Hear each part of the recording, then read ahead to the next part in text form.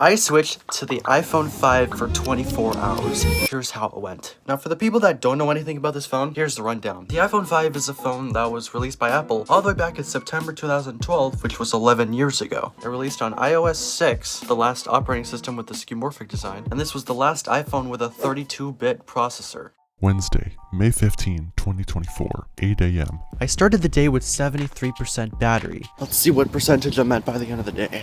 The front camera is not the greatest, and it is a 720p fixed focus camera with really low dynamic range. I'm very surprised by the pretty decent mono microphone, and it does get rid of a lot of wind and background noise. And it seemed like I was about to get through the day pretty nicely. First period. In first period, I have science, and I was inspecting cells, specifically a plant cell during mitosis. I took a couple photos through the microscope, and I took some photos that the teacher really liked, and she asked me to email them to her. So now the next challenge is to email the teacher, which I thought would be easy, and I thought that I could just download the Gmail app and get that to work. But the app that was downloaded was a really old app that didn't actually work. And you have to know that this phone runs iOS 10, which is 8 years old by now. I tried different apps which all didn't support the old iPhone, and I even tried the online version of Gmail on Safari, and it actually did work. But for some reason I could not sign into my normal account, no matter what I tried. And the account that was already on there was my dad's abandoned account, so I had to send the email from that instead of my own account. Lunch and third period.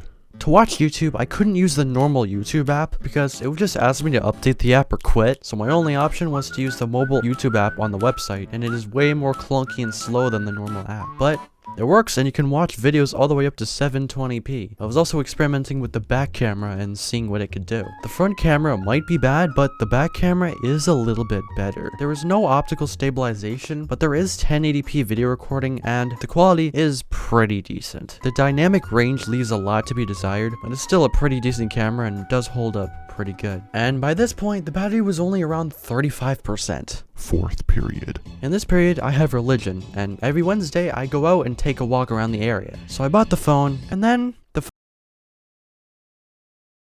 at least pretended to die, because 2 times after that, the phone booted right back up with 9% battery left on the phone. And then I was able to use it until the phone died again. Luckily, this was the last period, and I was able to go home after that and then plug the phone right in. So since I didn't really get a good idea of how long the battery lasted, I started the next day with 100% battery. And I was able to use it right up until the end of the school day, where I was left with just 38% battery left, which is still a decent amount to last the rest of the day. Daily use. Now, web browsing on this phone was pretty decent, but again, just like YouTube, it was pretty slow and clunky compared to newer and more modern phones such as the iPhone 4S or the Samsung Galaxy S10 Plus. So, would I recommend the iPhone 5?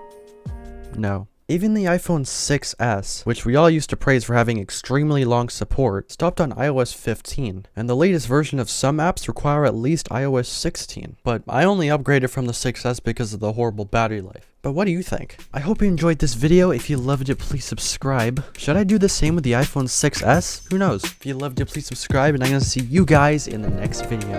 Bye!